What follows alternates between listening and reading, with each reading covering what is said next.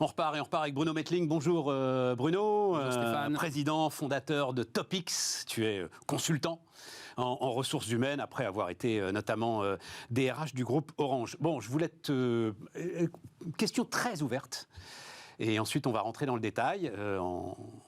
Est-ce que tu penses qu'il y a vraiment, profondément, un nouveau rapport au travail dans notre pays après les 2 années spectaculaires que l'on a traversées? Sincèrement, oui. Sincèrement, oui, parce que même des habitués comme ton serviteur, qui ont suivi ce marché du travail depuis des années, qui ont géré dans différentes entreprises les fonctions ressources humaines, etc., aujourd'hui, je vois l'ampleur de la revisitation rapide qu'il faut faire de notre logiciel pour comprendre ce qui se passe. Alors. Donc, et en même temps, dans le temps où je te réponds ça, je dis attention, on a parfois tendance en la matière à ce que le monde nouveau chasse l'ancien. Il y a coexistence, en fait, de plusieurs regards, d'une grande diversité dans les boîtes. Donc le premier message, c'est ça. C'est comment je réponds, notamment du côté des jeunes générations, à un regard que je crois profondément nouveau au travail. Comment est-ce que je réponds dans les générations, on va dire, de cadres intermédiaires, de managers fatigués, usés, qui sont un peu dans le doute pour beaucoup d'entre eux, sur leur relation historique et forte à l'entreprise. Et puis comment, du côté des seniors, je gère les choses différemment parce qu'encore une fois, il y a le discours public et puis il y a la réalité. Et donc, face à une diversité aussi forte, c'est vrai que le jeune, les taux de départ de jeunes, qualifiés, moins qualifiés, leur relation au travail, ouais, c'est très différent. Ça change profondément. Ça se voit pas fondamentalement dans les chiffres. On a eu des chiffres intéressants que je dise pas de bêtises, de la DARES. C'était quoi j'ai pas noté le chiffre, c'était 20% des CDD, 1 million de CDD qui ont été rompus sur les 7 premiers mois de l'année, et c'était des chiffres comparables à 2007 et 2000, c'est-à-dire des périodes où effectivement la demande est forte, l'offre, où le rapport de force est un peu inversé, on va dire ça comme ça, est plus favorable aux salariés et moins aux entreprises. C'est normal que dans ces cas-là, ça bouge, quoi. Oui, c'est normal, et en même temps, quand tu creuses un peu qualitativement, ouais, tu aperçois qu'effectivement, les motivations et la relation sont différentes. Je vais te donner 3 exemples. Vas-y. Concret. Super. Ce week-end, j'étais avec un jeune d'une boîte de conseil qui me disait qu'il avait démissionné de sa boîte sur un critère principal. À plusieurs reprises, on avait souligné qu'il était plutôt bon dans ses missions de conseil. On lui avait fait des promesses qui n'étaient pas tenues.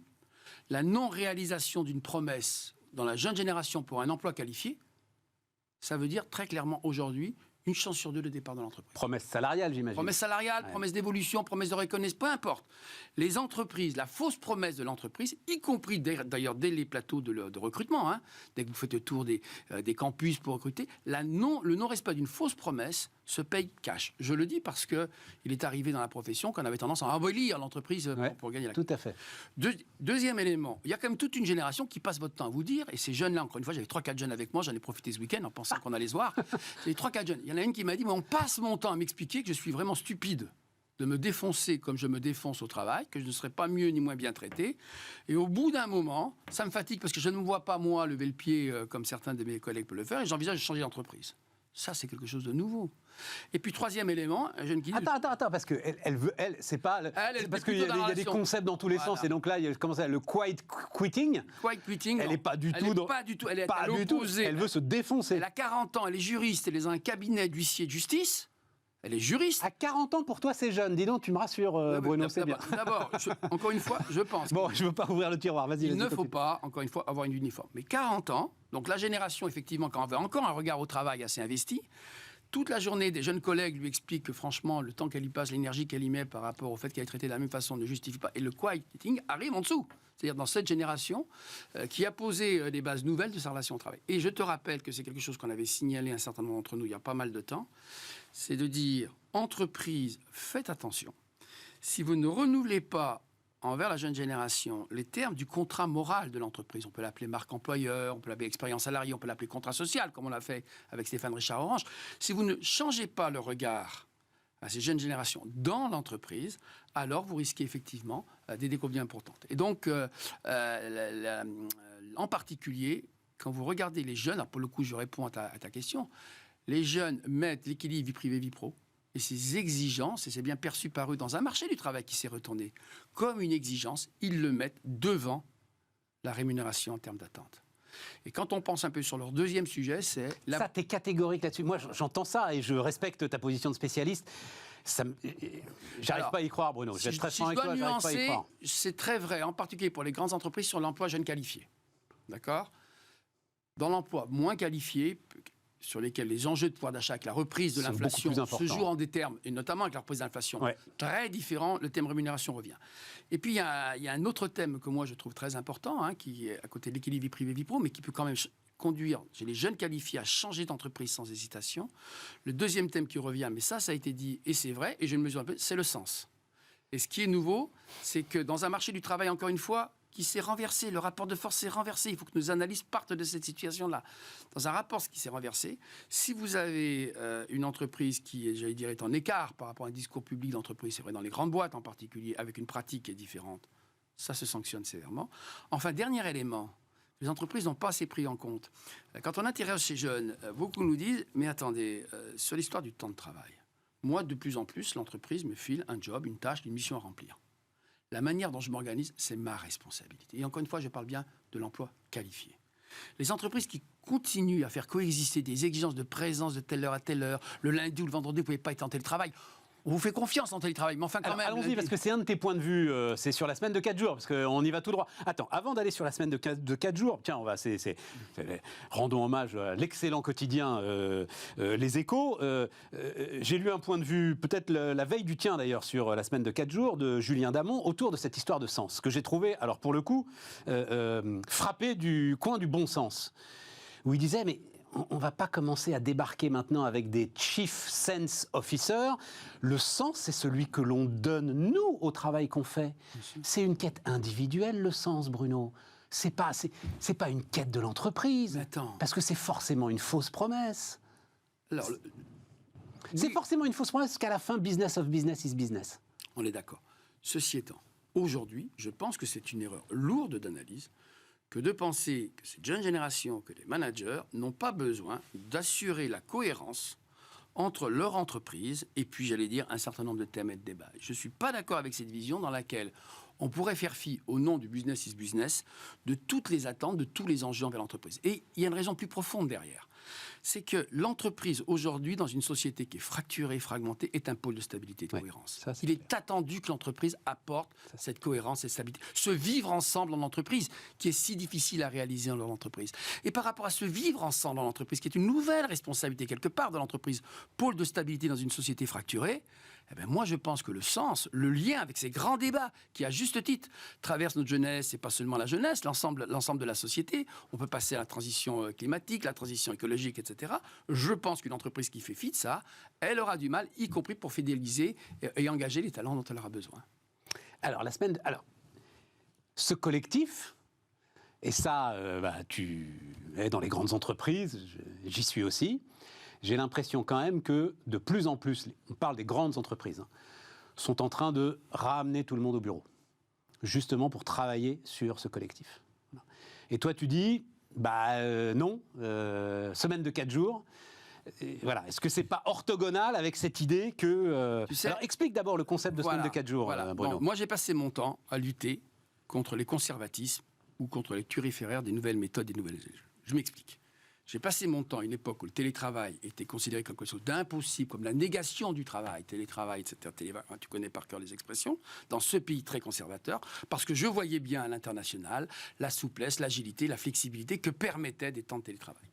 J'ai dû basculer très vite, parce que j'ai vu les turiféraires du tout télétravail, on a entendu des grandes entreprises expliquer que désormais tous leurs bureaux... J'ai passé tout de suite... Ah oui, le balancier a été d'une violence incroyable. C'est incroyable. J'ai passé mon temps de dire, attention, le tout télétravail est une connerie. J'ai même employé cette expression dans une tribune, une radio, ce qui m'a valu pas mal de réactions, mais je l'assume. Est-on capable, dans ce pays, de poser les évolutions du travail autrement qu'en termes de principes et de dogmes ? Et donc, je m'explique. Lorsque les enjeux énergétiques, et globalement, le débat a lieu entre les spécialistes, mais on voit bien que ces grands bâtiments, ces grands immeubles, j'allais dire, un jour de plus de fermeture, peut dégager des économies importantes. Quand les problématiques énergétiques... c'est même mécanique, c'est 20%. C'est même mécanique. Non, mais je dis, il y a un débat parce qu'il y a ceux qui disent, oui, mais les gens sont chez eux pendant ce temps. La réalité, c'est vrai, tu as raison. La réalité, c'est que ces tours ou ces grands immeubles de série fermés une journée de plus, c'est 3 jours et le 2 jours, c'est un point important d'énergie. Quand la problématique énergétique de ce pays rejoint des enjeux d'économie de coût, le coût, évidemment, du chauffage et de tous ces éléments-là, déjà le coût de l'immobilier était très élevé, mais le coût de l'entretien devient évidemment, avec la situation qu'on vit, beaucoup plus élevé. Rejoint une aspiration profonde du monde du travail à un équilibre vie privée, vie professionnelle mieux assumée.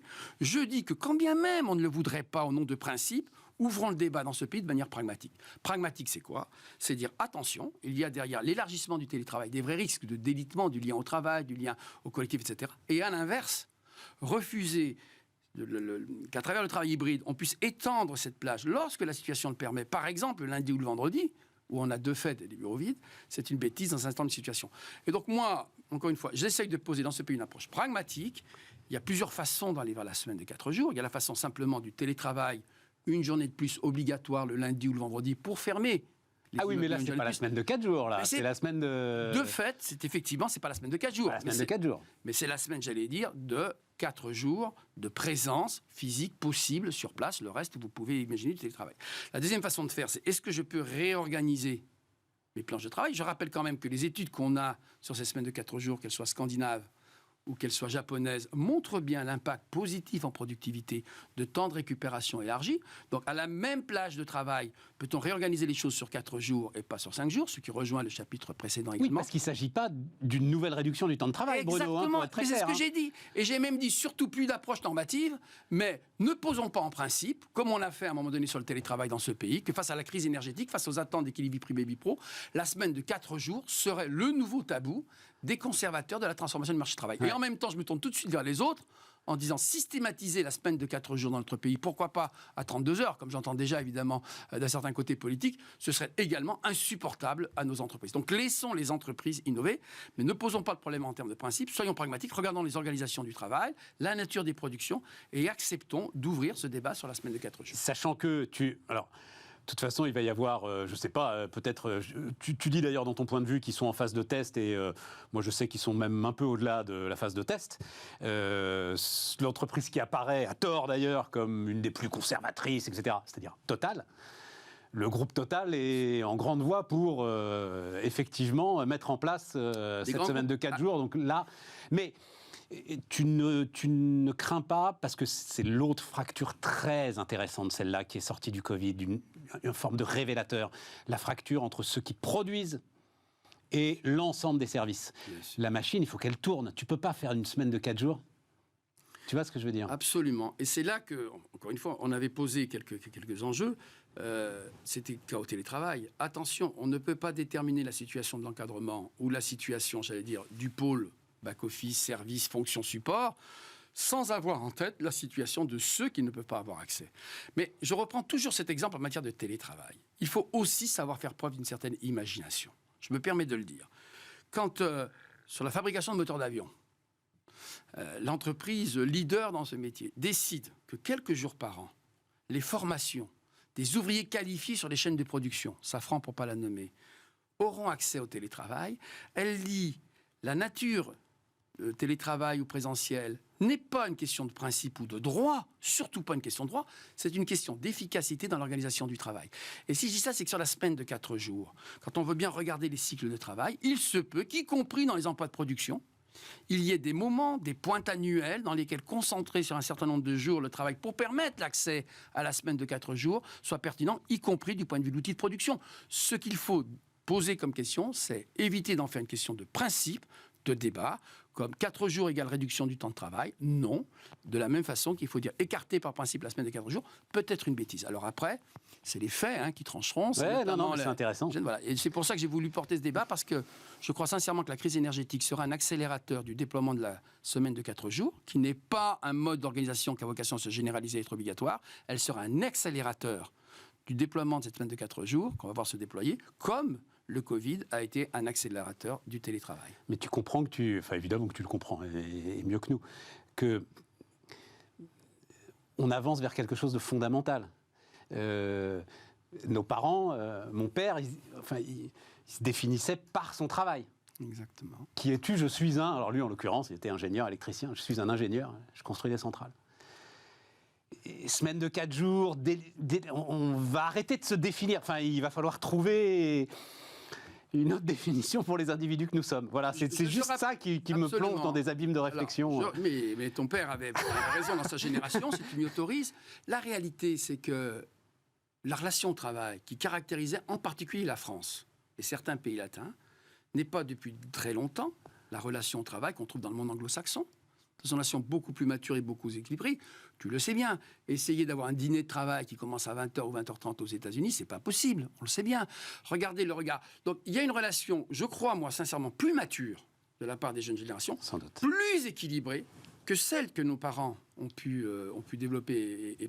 Et avec un regard, aujourd'hui, de la jeune génération qui voit aussi comment nos parents ont été récompensés quand ils sont arrivés seniors ou à d'autres moments de leur vie par rapport à cet investissement dans l'entreprise.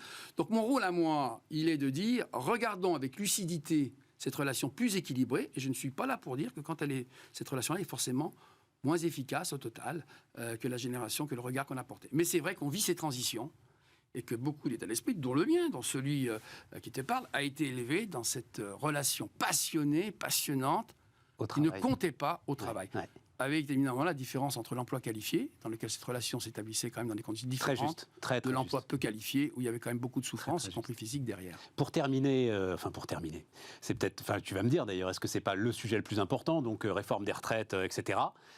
C'est peut-être 1 million de seniors que les entreprises vont finalement devoir, pardon de le dire comme ça, j'en fais partie, devoir garder. Le défi est considérable. J'ai l'impression qu'on n'en prend pas la mesure. Comment est-ce que tu vois le truc Dans les entreprises que Topix accompagne, on a 2 principes pour aborder ce sujet. Si je peux permettre, pour le coup, on l'aborde en termes de Vas-y. Le problème, c'est que le regard des seniors ne doit pas se construire en entreprise en regard à son départ à la retraite uniquement. Il faut le construire en regard au parcours qui a précédé. Ça, c'est un élément important. Nos entreprises, l'ensemble des entreprises, je le dis, partenaires sociaux et dirigeants, ont projeté sur les seniors un regard qui s'organisait par rapport au départ à la retraite. Quand on regarde, là encore, la France n'est pas seule au monde, les expériences qui fonctionnent bien, on s'aperçoit que réorienter professionnellement un emploi peu qualifié vers 40, 45 ans, 50 ans, c'est redonner souvent une dynamique et une pêche incroyable. Nos modes de fonctionnement dans l'entreprise aujourd'hui fait qu'on peut laisser un employé peu qualifié qui donne satisfaction sur le même poste très très longtemps jusqu'à ce qu'on constate l'état de la fatigue et de l'usure. Le réinvestissement d'un emploi peu qualifié à travers un changement de fonction est quelque chose de très important. Premier message.